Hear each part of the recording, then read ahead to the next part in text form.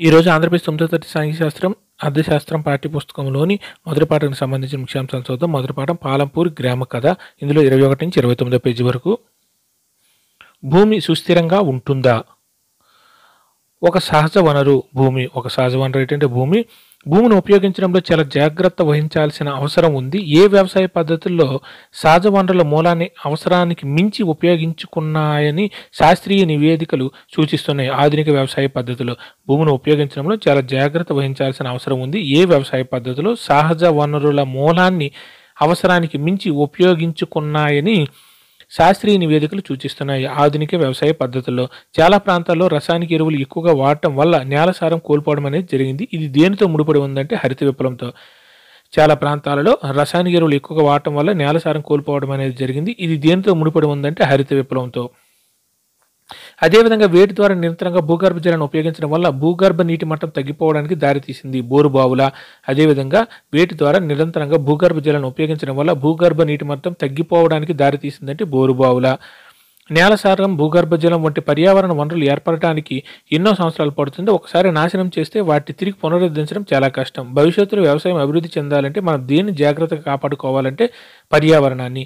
నేల సారం, భూగర్భ జలం వంటి పర్యావరణ వనరులు ఏర్పడటానికి ఎన్నో సంవత్సరాలు పడుతుంది. ఒకసారి నాశనం చేస్తే వాటిని తిరిగి పునరుద్ధరించడం చాలా కష్టం. భవిష్యత్తులో వ్యవసాయం అభివృద్ధి చెందాలంటే మనం దేనిని జాగ్రత్తగా కాపాడుకోవాలంటే పర్యావరణాన్ని. ఏ ఎరువులు ఖనిజాలను అందిస్తాయి? ఇవి నీటిలో కరిగిన వెంటనే మొక్కలకు అందిస్తాయి, కానీ ఇవి నేలలో ఎక్కువ కాలం అందుబాటులో ఉండవు. రసాయన ఎరువులు. ఏ ఎరువులు ఖనిజాలను అందిస్తాయి? ఇవి నీటిలో కరిగిన వెంటనే మొక్కలకు అందిస్తాయి, అంటే ఖనిజాలను అందిస్తాయి, కానీ ఇవి నేలలో ఎక్కువ కాలం అందుబాటులో ఉండవు. రసాయనిక ఎరువులు. ఏవి మట్టి నుండి తప్పించుకొని భూగర్భ జలాలను, నదులను, చెరువులను కలుషితం చేయవచ్చు? రసాయనిక ఎరువులు. ఏవి మట్టి నుండి తప్పించుకొని భూగర్భ జలాలను, నదులను, చెరువులను కలుషితం చేయవచ్చు అంటే రసాయన ఎరువులు. ఏవి నేలలోని బ్యాక్టీరియా, ఇతర సూక్ష్మజీవులను చంపగలవు? అంటే వీటి వాడకం మొదలుపెట్టిన కొంతకాలానికి నేల ముందు కంటే తక్కువ సారాన్ని కలిగి ఉంటుందంటే రసాయనిక ఎరువులు. ఏవి నేలలోని బ్యాక్టీరియా, ఇతర సూక్ష్మజీవులను చంపగలవు? అంటే వీటి వాడకం మొదలుపెట్టిన కొంతకాలానికి నేల ముందు కంటే తక్కువ సారాన్ని కలిగి ఉంటుందంటే రసాయనిక ఎరువులు. దేశంలో రసాయనిక ఎరువుల వినియోగం ఎక్కడ అత్యధికంగా ఉందంటే పంజాబ్లో. దేశంలో రసాయనిక ఎరువుల వినియోగం ఎక్కడ అత్యధికంగా ఉందంటే పంజాబ్లో. వేటిని నిరంతరం వాడటం వల్ల నేల తన యొక్క సారాన్ని కోల్పోవడానికి దారితీసిందంటే రసాయనిక ఎరువులను. వీటిని నిరంతరం వాడటం వల్ల నేల తన యొక్క సారాన్ని కోల్పోవడానికి దారితీసిందంటే రసాయనిక ఎరువులను. అదే ఉత్పత్తి స్థాయిని పొందడానికి ఇప్పుడు ఎక్కడ ఎరువులు మరింత ఎక్కువగా రసాయనిక ఎరువులు, ఇతర ఉత్పాదకాలు వాడటం తప్పనిసరి అయింది. దీనివలన సాగు ఖర్చు కూడా చాలా వేగంగా పెరుగుతున్నది పంజాబ్లో. అదే ఉత్పత్తి స్థాయిని పొందడానికి ఇప్పుడు ఎక్కడ రైతులు మరింత ఎక్కువగా రసాయనిక ఎరువులు, ఇతర ఉత్పాదకాలు వాడటం తప్పనిసరి అయింది. దీనివల్ల సాగు ఖర్చు కూడా చాలా వేగంగా పెరుగుతున్నది అంటే పంజాబ్లో. పాలంపూర్లోని రైతుల మధ్య భూమి ఏ విధంగా పంపిణీ జరిగిందో ఇప్పుడు చూద్దాం. వ్యవసాయానికి భూమి ఎంత ముఖ్యమైనదో మీరు గ్రహించి ఉంటారు. దురదృష్టవశాత్తు వ్యవసాయంలో నిమగ్నమైన ప్రజలందరికీ సాగు చేయడానికి సరిపడా భూమి లేదు. పాలంపూర్లో గల మొత్తం 450 కుటుంబాల్లో ఎన్ని కుటుంబాలకు భూమి లేదు? 3వ వంతు అంటే 150 కుటుంబాలకు. వ్యవసాయానికి భూమి ఎంత ముఖ్యమైనదో మీరు గ్రహించి ఉంటారు. దురదృష్టవశాత్తు వ్యవసాయంలో నిమగ్నమైన ప్రజలందరికీ సాగు చేయడానికి సరిపడా భూమి లేదు. పాలంపూర్లో గల మొత్తం 450 కుటుంబాల్లో ఎన్ని కుటుంబాలకు భూమి లేదంటే 3వ వంతు అంటే 150 కుటుంబాలకు. వారిలో ఎక్కువ మంది ఎవరు ఉన్నారంటే వారికి సాగు చేసుకోవడానికి భూమి లేదు, దళితులు. వారిలో ఎక్కువ మంది ఎవరు ఉన్నారు? వారికి సాగు చేసుకోవడానికి భూమి లేదంటే ఎక్కువ మంది దళితులు ఉన్నారు.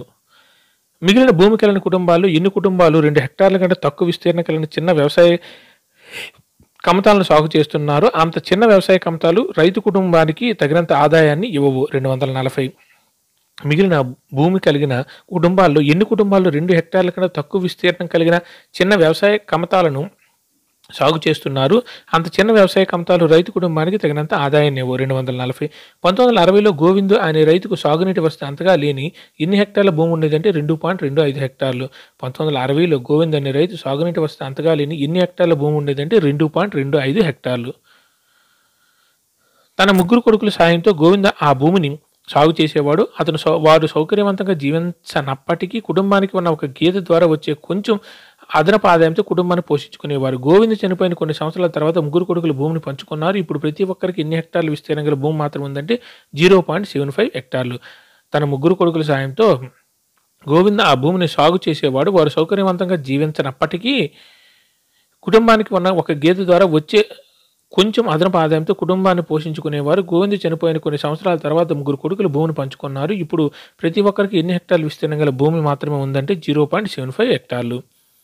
మెరుగైన సాగునీటి వసతి ఏ వ్యవసాయ పద్ధతులతో కూడా గోవింద్ కొడుకులు వారి భూమి నుంచి జీవనానికి తగిన ఆదాయం పొందలేకపోతున్నారు. సంవత్సరంలో కొన్ని నెలల పాటు వాళ్ళ అదనపు పని కోసం వెతకాల్సి వస్తుందంటే ఆధునిక వ్యవసాయ పద్ధతులతో. మెరుగైన సాగునీటి వసతి ఏ వ్యవసాయ పద్ధతులతో కూడా గోవింద్ కొడుకులు వారి భూమి నుంచి జీవనానికి తగినంత ఆదాయం పొందలేకపోతున్నారు. సంవత్సరంలో కొన్ని నెలల పాటు వాళ్ళ అదనపు పని కోసం వెతకాల్సి వస్తుందంటే ఆధునిక వ్యవసాయ పద్ధతులతో. పై చిత్రంలో ఊరి చుట్టూ విస్తరించి ఉన్న అనేక చిన్న భూకంతాలను మీరు చూడవచ్చు. వీటిని ఎవరు సాగు చేస్తారంటే చిన్న రైతులు. పై చిత్రంలో ఊరి చుట్టూ విస్తరించి ఉన్న అనేక చిన్న భూకంతాలను మీరు చూడవచ్చు. వీటిని ఎవరు సాగు చేస్తారంటే చిన్న రైతులు. ఈ పటాన్ని మనం టెక్స్ట్ బుక్లో చూడొచ్చు. ఒకసారి చూడండి. ఇంకో వైపున గ్రామ విస్తీర్ణంలో సగానికి పైగా ఆక్రమించి ఉన్న పెద్ద కమతాలను చూడవచ్చు. పాలంపూర్లో 2 హెక్టార్ల మించి భూమి ఉన్న పెద్ద మధ్యతరగతి కుటుంబాలు ఇన్ని దాకా ఉన్నాయంటే 60 దాకా.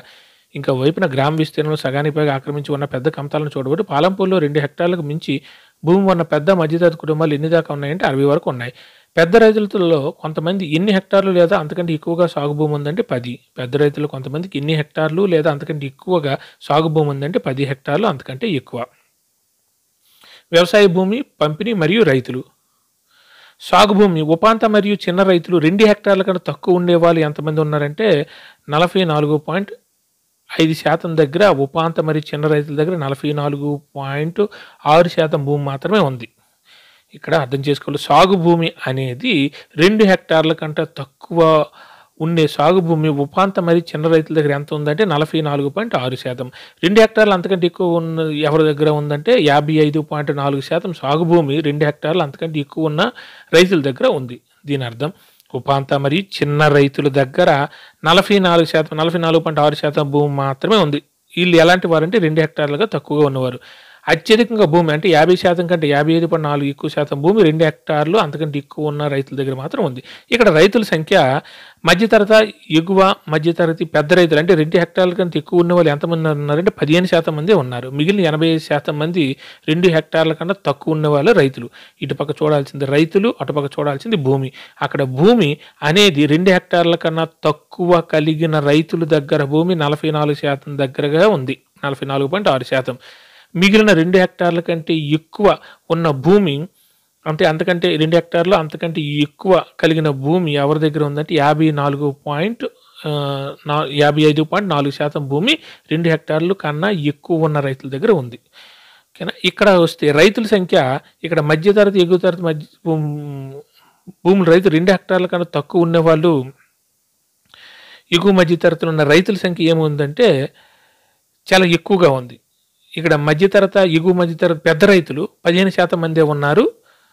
2 హెక్టార్ల కంటే ఎక్కువ ఉన్నవాళ్ళు 2 హెక్టార్ల కంటే తక్కువ ఉన్నారు, 85% మంది ఉన్నారు. 85% మంది రైతుల దగ్గర 44% భూమి మాత్రమే ఉంది. అదే 15% రైతుల దగ్గర 55.4% భూమి ఉంది. సింపుల్గా శ్రమను ఎవరు అందిస్తారు? భూమి తర్వాత ఉత్పత్తికి అవసరమైన కారకం ఏదంటే శ్రమ. భూమి తర్వాత ఉత్పత్తికి అవసరమైన కారకం ఏదంటే శ్రమ. వ్యవసాయానికి ఎక్కువ శారీరక శ్రమ అవసరం అవుతుంది. ఎవరు తన కుటుంబాలతో కలిసి వారి సొంత పొలాలను సాగు చేస్తారు. ఈ విధంగా వ్యవసాయానికి అవసరమైన శ్రమను వారే అందించుకుంటారు. చిన్న రైతులు. వ్యవసాయానికి ఎక్కువ శారీరక శ్రమ అవసరం అవుతుంది. ఎవరు తమ కుటుంబాలతో కలిసి వారి సొంత పొలాలను సాగు చేస్తారు. ఈ విధంగా వ్యవసాయానికి అవసరమైన శ్రమను వారే అందించుకుంటారంటే చిన్న రైతులు. మధ్యతరగతి, పెద్ద రైతులు తమ పొలాల్లో పనిచేయడానికి ఎవరు నియమించుకుంటారంటే వ్యవసాయ కూలీను. మధ్యతరగతి, పెద్ద రైతులు తమ పొలాల్లో పనిచేయడానికి ఎవరు నియమించుకుంటారంటే వ్యవసాయ కూలీని నియమించుకుంటారు.